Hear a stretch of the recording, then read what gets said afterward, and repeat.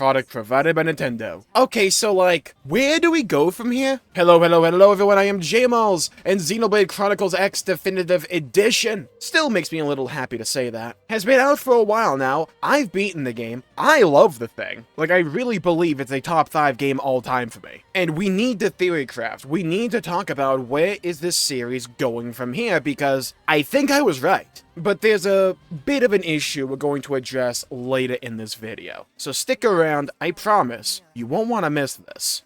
Okay, so Xenoblade Chronicles X Definitive Edition brings a bit of new content to Xenoblade Chronicles X. A couple new affinities, with Liesel, who I call Liesel Diesel, and Neil. Great characters, not too much for them, right? The big prize is the new chapter at the end of the game, though saying it's just a new chapter is doing a massive disservice to what Monolith have done with Chapter 13. It's broken up into 3 different acts, and honestly, it's so well told, so well executed, and there's so much there that it feels borderline like Xenoblade Chronicles X2, just called Chapter 13. It's not even like that long in the grand scheme of things, and it's one of those experiences that feels longer than what you actually play, and I mean that in every good sense of the word. There's so much that happens, and the amount of plot and development and characterization that happens in Chapter 13 to me is on par with all of Chapters 1 through 12, arguably even more so. Like, a lot happens there, and there's a lot you can easily miss if you miss a line of dialogue, you just don't understand something. But they took essentially what I thought they couldn't do, and proved me wrong. They took all the lingering plot threads that were there with the end of Xenoblade X all those years ago, and pretty much addressed everything, or gave an answer, or at least pretty much said, we're going to address this at some point in the future, probably with Xenoblade 4. They not only tied the cast of Xenoblade X alongside Xenoblade 1, 2, and 3, using the multiverse theory that I talked about that they were probably going to do if they ever wanted to bring X into the canon, or into the timeline, or the universe, however you want to phrase it, of 1, 2, and 3, because Xenoblade 2 essentially confirmed a multiverse with Klaus. They not only did the storyline of Mira being a separate universe, which is what I also advocated and argued for at least a little bit, but a lot of the mystery that we thought was intrinsic and inherently tied to the planet of Mira was a misdirect. Some people might say retcon. I would disagree. The vibes I'm getting from Xenoblade X Definitive Edition feel to me like this has been one giant long cook that we talked about before. But they're essentially tying those bigger mysteries. How, when the Lifehold core had actually been destroyed since the beginning of the game, was humanity able to continue living as Mimiosomes? At the end of X back in the day with Chapter 12, we thought it was something about this planet because Elma said the freaking line, right? One of the most famous lines in the entire series. But it turned out to be an actual element of essentially the mythos of Xenoblade. Now, I've talked about why I love Chapter 13. I've talked about a lot of the moments that I love in Chapter 13. And like I said before, there's so much here that it's going to take a while to properly break everything down. But I want to talk about in this video where we're going from here. What do I think Xenoblade 4 will likely look like, given everything that we know, everything that they've teased with Xenoblade 3, Future Redeemed, and X. And let's get right on into this. There's been one massive theme in all the Xenoblade games up to this point in time, and I'm mainly talking about Xenoblade 1, 2, 3, and now X, with Chapter 13. And that is, you have this overall story structure, where the methodology may change, the motivations may change, but at the end of the day, and at the end of each of these games, the same blueprint transpires.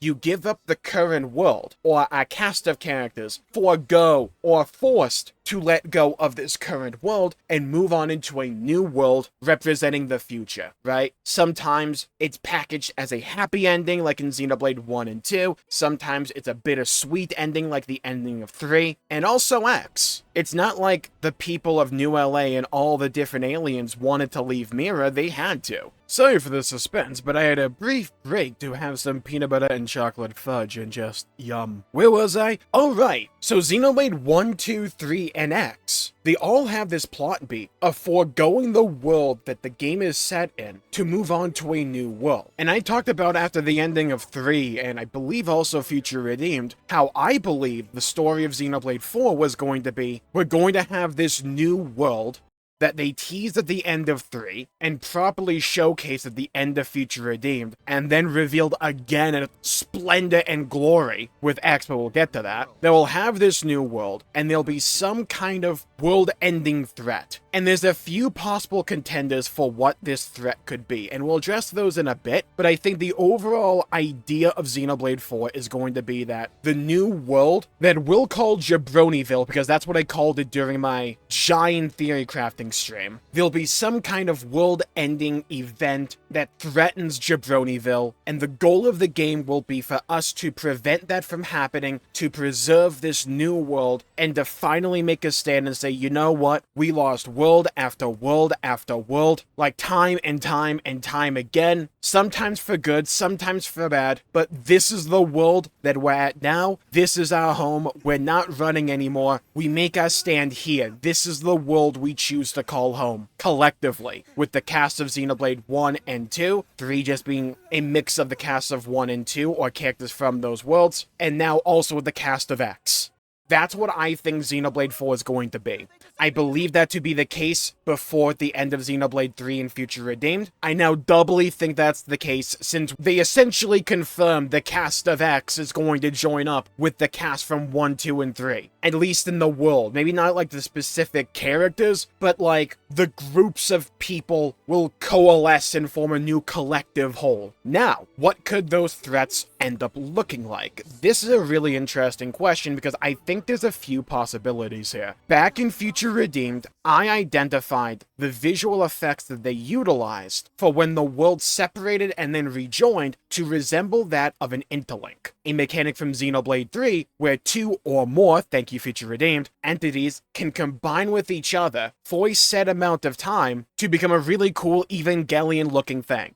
But after a certain amount of time, you either have to manually separate the interlink and stop it to go back to the 2 previous forms or more, or you just go kablooey. And we saw that happen multiple times in the course of Xenoblade 3. So I could easily see that if we're having worlds combine through either strictly an interlink or an interlink similar mechanic that exists in the world of Xenoblade for whatever reason, I could see a plot point being that, hey, for whatever reason, we can't afford the worlds to separate again. And also, if we don't find a way to, like, solve this ticking time bomb, the world is just gonna go kablooey again. And then against a new force or threat that, for whatever reason, maybe the ghosts want to prevent us from stopping that, they'll be the main antagonists, and we have to intervene and also find a way to, like, keep the world united and whole to save the world. They could go that route. They could also go the route that, hey, we just have a new planet, thumbs up, big planet energy. However, bit of an issue. We kind of brought the Ares Prime over from X.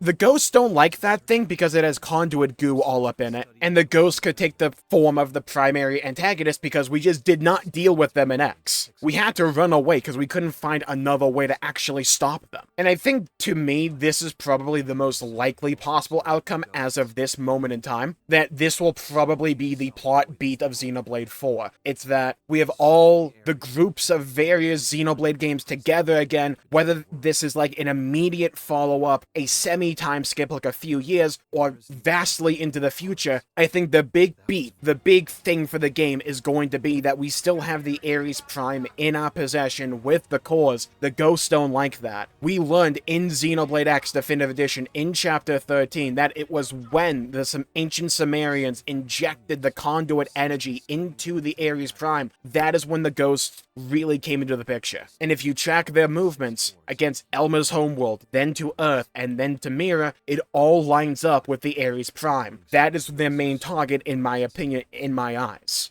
And since we used the Ares Prime in Chapter 13 to transport humanity and all the alien races we had accrued and allied with over the course of Xenoblade X, we used the Ares Prime with the White Whale to send us to Jabronyville, or what seemingly is Jabronyville. Some people try and say that it's not the same planet because it has a ring in Chapter 13. I don't particularly buy that, and I've talked about that before. But I think it's safe to say that Monolith are trying to build up the ghosts to be a big threat going into the future, because we didn't deal with them at all. We can only really slow them down, and I imagine in the course of Xenoblade 4 we'll find a way to kind of like really deal with them, or at least throw them off our scent.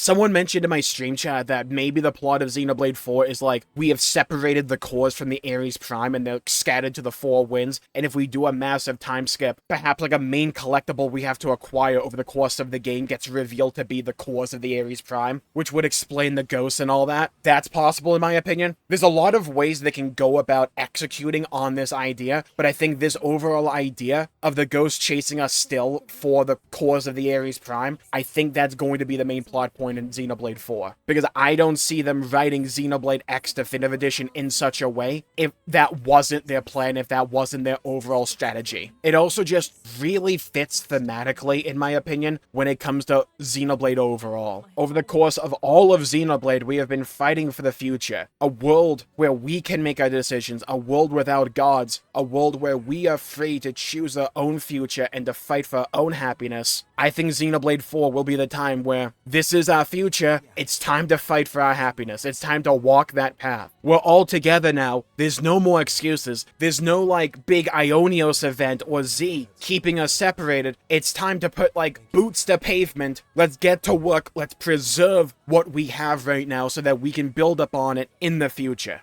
And there's a few different ways they can go about, like, showcasing this to the player when it comes to the characters that we control. I think the obvious one is that we'll have a fresh new batch of main characters, right? And whether this is, like, almost an immediate follow-up to Future Redeemed 3 and X, or a semi-time skip after a few years, like maybe 10, maybe 5, something in that, like, margin, or way into the future, I think you can make it work with all of them. However, if we're going to have characters that are at least associated with known characters before, I think a likely party of characters that we could have could be something along the lines of, say, like Mithra's kid, because we still haven't really seen them. And it doesn't make sense to me to really show, like, 2 of them without the third. Unless they want to make, like, some weird meta play and say Glimmer is, like, some combination of Pirate and Mithra's kid. I think that's just too complicated. I don't really see them doing that. I think we'll just eventually see Mithra's kid, who we lovingly call Frank, probably in Xenoblade 4, like, that'll be their story, because they kind of like to separate these kids. They have their own stories. We had Mio in Xenoblade 3, then Glimmer in Future Redeemed. Then 4 will probably be, like, Frank, Mithra's kid, right? I've been toying around with a theory that I think could be really likely, or at least more likely than some people may think, and that could be like a reincarnation of Malos. Now, does that sound like a pipe dream and just like fanfic? Yeah, kind of, but like also thematically, it makes a bit of sense. Think about it like this. In the course of Xenoblade 2, Malos was a guy who is essentially a baby chicken. Now, potential fan art aside, what I really mean by that is that he imprinted a lot of his nihilism and hate and discontent for the world because his driver was a Malthus. And at the end of Xenoblade 2, after his core crystal is shattered and he is believed to be dead, we hear him ask Numa, "So tell me, how was it being alive?" Do you really want to know? We essentially see his core crystal utilized again in Future Redeemed, where he's in End's Sword of the End, because it emits like a Malos purplish glow, right? And since Numa's core crystal is in the Fists of the End, it's only logical to assume, with a high degree of certainty, that Logos' core crystal is in the Sword of the End with End. Because remember, End didn't start out as Mobius, he turned to Mobius later on. So if the core crystal is still in effect, and is not just a glorified paperweight, but has some juice, has some mojo behind it. Since we already saw Alvin, no, not the chipmunk, I meant Alvis. Since we essentially saw Ontos come back, Ontos, with Future Redeemed, it wouldn't surprise me if Logos gets essentially reincarnated, and he has to come to terms with what he did as Malos in the course of Xenoblade 2, deal with the sins of essentially his past life, and go, this is not who I want to be anymore.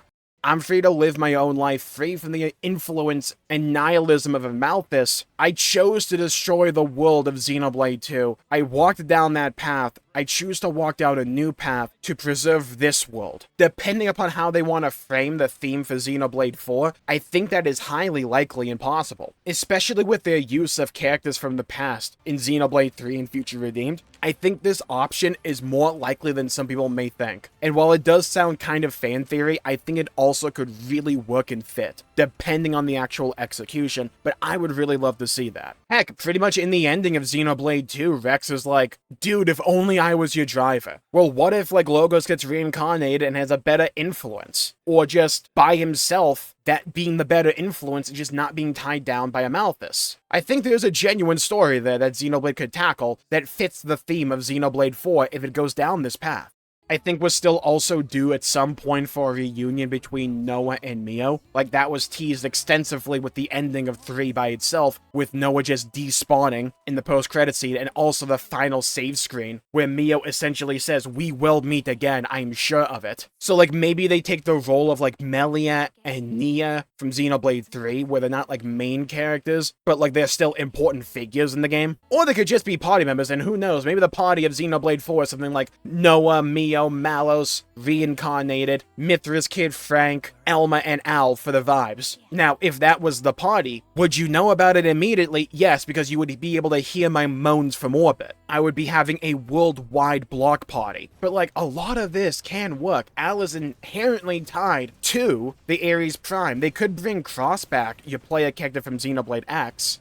And, like, just imagine how hype it would be if you boot up Xenoblade 4 for the first time, and a message just pops up saying, "Save data identified from Xenoblade Chronicles X Definitive Edition. Would you like to carry it over?" So, like, maybe instead of Al, it's Cross. Elma's character still feels like it has a lot of legs to stand on, especially since her character is essentially predicated on the idea of eventually finding a home where she doesn't have to keep running away from it, because something's trying to destroy it or blow it up. Like, thematically, that character and Al and Cross can easily be brought over to Xenoblade 4 in some capacity, either as a main character, as an optional party member, or some other major character throughout the story. They could also do the Future Redeemed thing, where it's like the main story for 4, like the base story, is an entire fresh new cast of characters, and then they do like a prequel or a sequel that has more familiar characters. They could go that route. It really decides how they want to actually tell this story. But, like, if they go along one of these paths, it wouldn't particularly surprise me, because it fits a lot of the actual themes for what I imagine Xenoblade 4 will tell. I imagine the Ares Prime will have a major central role in one way or the other. I imagine we will see Mithra's kid at some point, or at least hear about them. I wouldn't be surprised if we see Malos reincarnated as well, considering the Logos Core Crystal is still kicking. We will almost certainly see the ghosts, because we just did not deal with them in X. And with how Elma's characterization essentially ended with us leaving another planet to try and chase another home, it makes a lot of sense to continue her story until we eventually manage to find a long-term new home. However, there's a bit of a wrinkle in all of this. You see, we have to talk about Xeno Saga. Now, if you haven't played Xeno Saga like me, I haven't played it either. You would be forgiven for not noticing a lot of references over these last couple of games to Xeno Saga. In Future Redeemed, we had an entire radio section in Chapter 5, which was essentially a bunch of references to Xenogears, Xenoblade X, but, like, to a light degree, and in, like, a non-canonical way, right? It's not just, like, saying, oh, Xenogears and X are, like, in this timeline, right? Anything like that, no. But they do directly mention various elements, and even show them from Xeno Saga. The company that made the radio comes from Xeno Saga, to my knowledge. They name-drop a very important character from Xeno Saga with Dimitri as well. And then in Xenoblade, well, 2, let's just address that one first of all. One of the optional rare blades you could get is just straight up Cosmos, who's like the main character from Saga. Believed to be a non-canonical blade in 2, and was just a fun little thing, but she is there.